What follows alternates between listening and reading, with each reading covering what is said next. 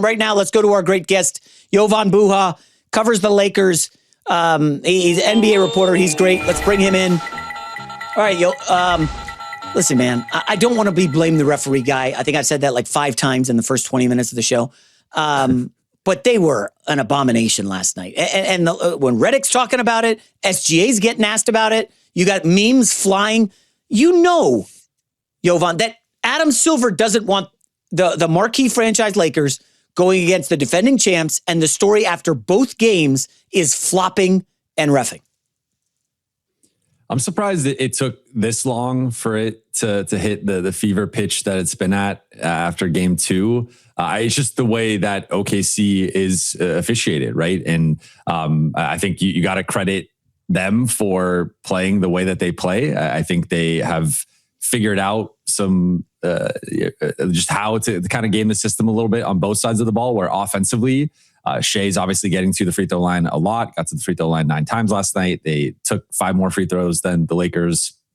Also drew 5 more fouls on the Lakers compared to themselves. And then defensively, JJ finally came clean last night because going into the series, he had said OKC is top 5 in basically every defensive metric, and they somehow don't foul. Like it's really incredible how they are defensively. And we knew he was kidding with us and being sarcastic, but he finally came clean last night. It was like, they foul on every single possession, and they have multiple guys who foul on every possession. Now, I think some of the stuff's overblown. They had a couple of reviews last night. One gets upgraded to a flagrant on Shea.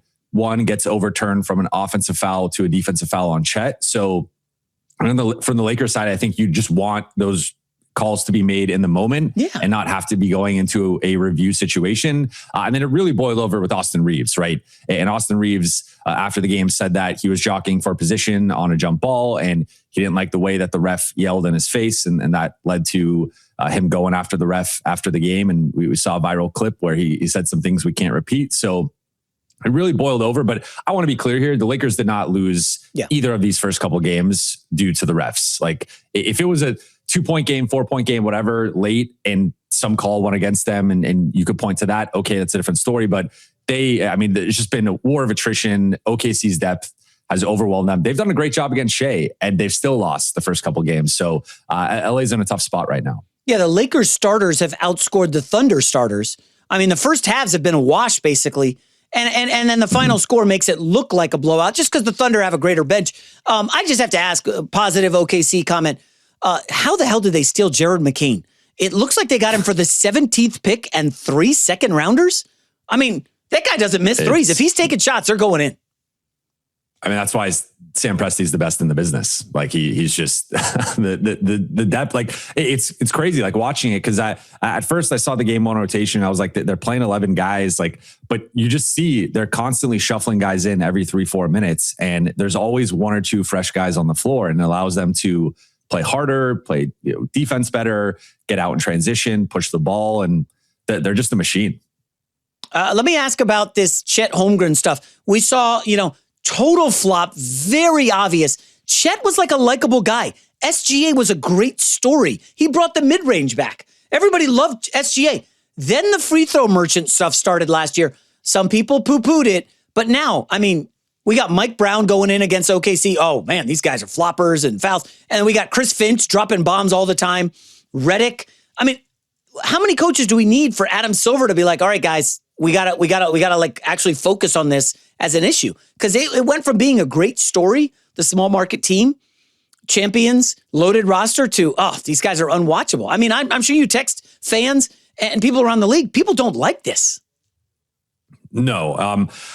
I think there is an element of their reputation precedes them to a degree, and there's some confirmation bias where people are now constantly looking for the flopping on offense and the fouling on defense. But there's certainly an element of that, right? And I also think like they have just now become the villains of the NBA, basically, for how great they've been. I think it's similar to some of the Jokic backlash we saw after that round 1. I feel like there's been some OKC backlash where they were anointed one of the greatest teams of all time last season before they even won the championship, based on how dominant they were in the regular season. So anytime you have people in the media making statements like that, of like, best team we've seen since the Warriors or best defense we've seen since like the 2004 Pistons or whatever.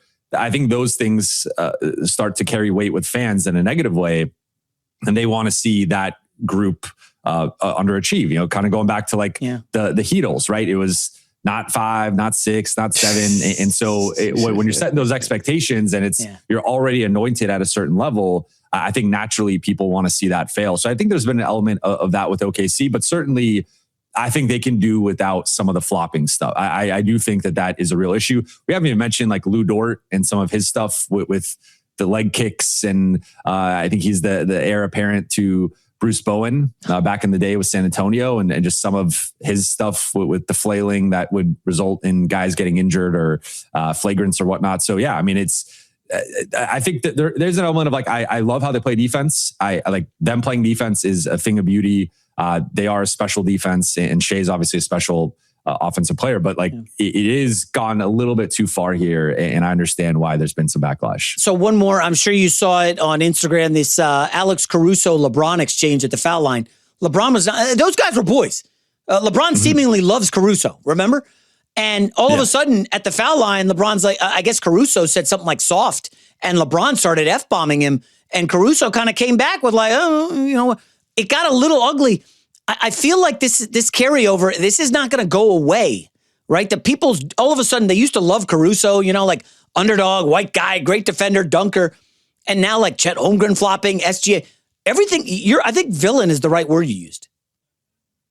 Yeah. I mean, LeBron and Alex have kind of gotten into it a couple times throughout the season series. There was a moment where they sort of had to be separated during the regular season. And then there was a couple chirping times in game one. Like Alex does chirp a bit, right? And LeBron's LeBron. So he's with some guys, he might ignore it, but obviously having a relationship with Alex. LeBron was really frustrated last night with the whistle. Like there was that and one, or he should have had an and one against, he spins past Lou Dort, Jalen Williams rotates over, hits him on the layup, and he falls and is clearly in pain, and they don't call the foul there. So JJ talked about it after the game that LeBron gets the worst whistle of any superstar in the league. If you talk to LeBron will say the same thing. And it just, so I think there was some frustration over some of the contact that wasn't being called, and then it boiled over at the free throw line. All right, let me go through the other series real quick. Last night's other game, Cavs, Pistons. I know you're locked in on Lakers, but I just got to ask the James Harden stuff. He's not playing defense. He can't handle the basketball seemingly anymore. I mean, this guy led the league in scoring for 3 years, led the league in getting to the foul line for, I think, 6 straight years. And he's just a shell of himself. I wonder, the Cavs are in the second apron. If they go out with a whimper here, I mean, we're talking about, I don't know, everybody on the market. Donovan Mitchell, Evan Mobley. We know Evan Mobley's affinity for LA. I'll leave it at that. Just your thoughts on the Cavs melting down. I mean, this has been their story for the last 3 or 4 postseasons, that they have underachieved continually and nearly underachieved in the first round. I mean, I think even that series going to 7, that's probably a series they should have won in 5 or 6 based on at least the on paper talent disparity between the Cavs and Raptors and just how loaded that top end of the roster is. But I mean, with Harden, we have a history of this as well, right? It feels like the Cavs, a team that has melted down to some degree and dealt with these "you're not the same team in the playoffs" allegations. Now you add in a player who maybe the first few games of a series looks like himself, but you look at the track record in games 5 through 7, and there has been a history of James Harden just not being the same player. And whether it's the shooting inefficiency or the turnovers or the defense or combination of all 3 of those. So that marriage always felt a little shaky from that perspective of like, yes, I think he's a better player right now than Darius Garland. And I understand like the win now nature of that trade, but he's also 10 years older than Darius Garland. And they've really boxed themselves in here to a short-term solution. So yeah, I mean, if they lose in this series, and especially if they lose, if it's a sweep or 5 games, maybe even 6 games, and it's not like a super competitive 7-game series, I could see some big changes this summer. Donovan Mitchell's an intriguing guy. He's a really good player. Not really getting to the line as much, settling for threes now. He's never gotten out of the second round. I'm pretty sure that Utah had him and Gobert, and then they were like, we got to move off Rudy. I don't know. What do we make of Donovan Mitchell? Like, he's a really good player, but just never really broken through.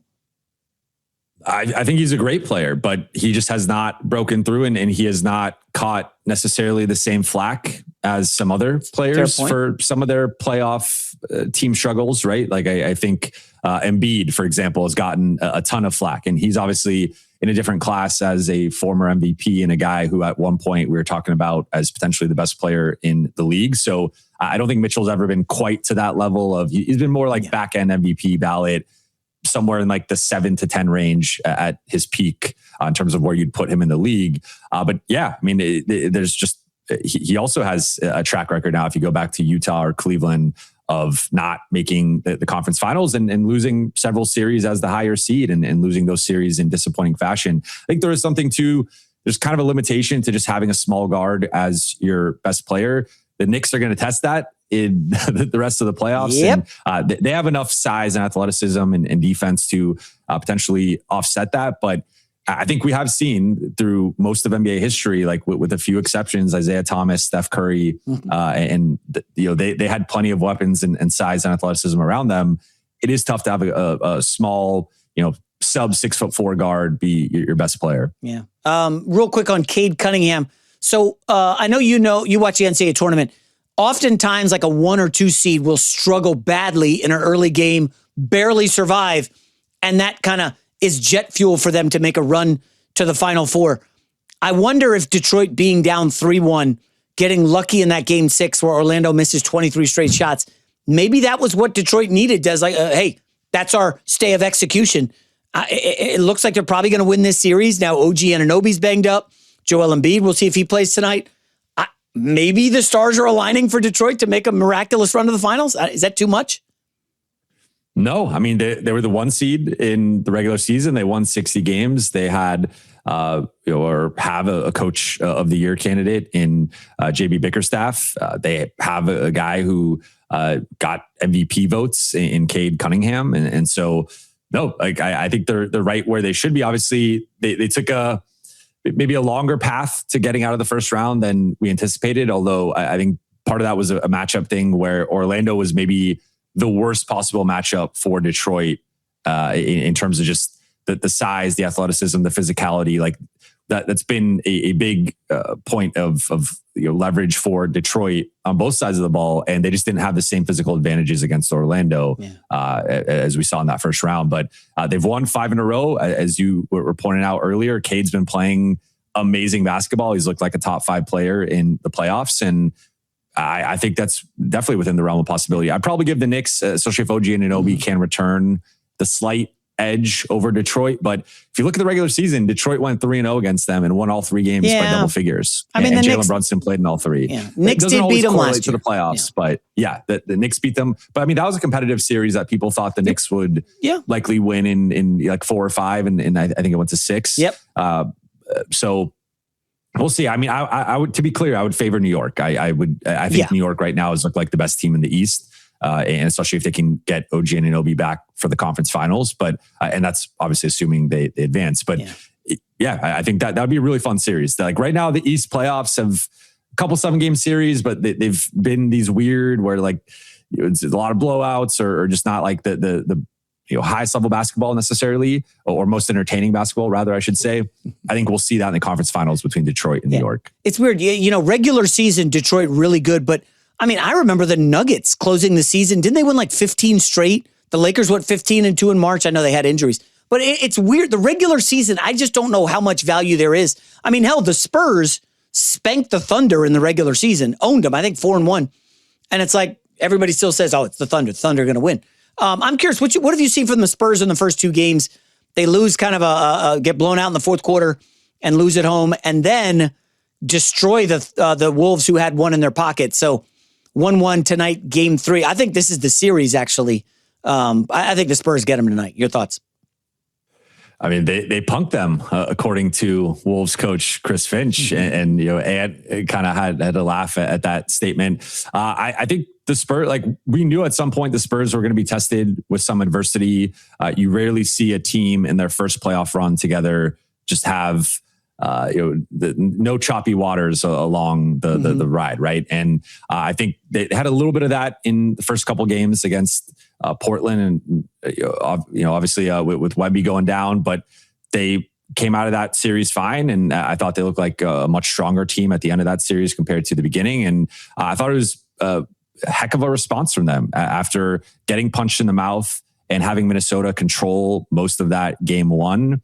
Even with Wemby having the 12 blocks and the monster defensive performance, to respond the way that they did, I thought that shows, like, in my opinion, they are ready for this moment. And Minnesota, I think we just collectively continue to overlook them. And it's been back-to-back conference finals. They very well could win this series and go to a third straight conference finals. Like, I mean, they just continue to fly under the radar for whatever reason. But I think the big thing to monitor is going to be the health of Ant, right? Yes. And if Ant is still in this bench role, if he's still just not quite himself, I think there's a ceiling for Minnesota. If Ant can get back, and it's obviously just out of his control, it's more of a physical thing. If he can get back to being Ant, then I think Minnesota has a real chance to win this series. But right now, I would agree that I would favor San Antonio, especially factoring in where Ant's at physically. Yeah, I was surprised they're favored tonight. It's weird. Ayo Dosunmu, who was the hero against Denver that one game, looks like he's not going to play. You can't mess around with a calf. He's in line to get paid this summer. And Ant was settling for a lot of jumpers. And Minnesota, they want Ant driving to the hoop, creating. The Spurs just quick hard double on Ant. He had to give up the basketball. And it's like, okay, well, we're fine with the other guys shooting. I don't know, man. We need the Spurs to take down the Thunder. I could say we. It's okay. I mean, that's what everybody wants. Everybody's going to be rooting Wemby and Castle. Real quick, your final thoughts on Knicks Sixers, this OG Anunoby hamstring. I mean, you're seeing Luka up close with the hamstring. They said 8 weeks. But OG's day-to-day, I don't know. I feel like we're getting, they're pulling one over on us. It is a grade 1, so that can be maybe a couple weeks, depending on the severity of it, right? So we'll see. I think you should probably expect him to miss the rest of this series if they're being cautious with it, and maybe be back for the conference finals, assuming again that they can make it there. But yeah, I mean, I think he's been arguably their second best player behind Jalen Brunson in these playoffs, averaging 21 points per game, shooting the ball really well, and then continues to give you that all defense level defense. So it is a big blow for them. I think they can survive the Philly series, especially with the uncertainty with Embiid moving forward. But when they get to the Detroit series, and again, going back to how competitive that series was last year, Detroit winning the season series in convincing fashion, and just what Detroit has been able to do here over these last few games, catching fire and a lot of momentum, I think they'll probably need him back for that series. Maybe they could find a way to survive it and still win. But if they somehow do that and make the finals, like, they definitely will need him against OKC, San Antonio, etc. So I mean, he's been great. He's been everything they've needed, and I think one of the best two-way wings in the league, and they're going to need him to make, I think, a proper run later in the playoffs. All right, Jovan Buha, he's got a great podcast, Buha's Block, covers the league. Thanks a lot, Jovan. Enjoy the weekend. Great to see you, J-Mac.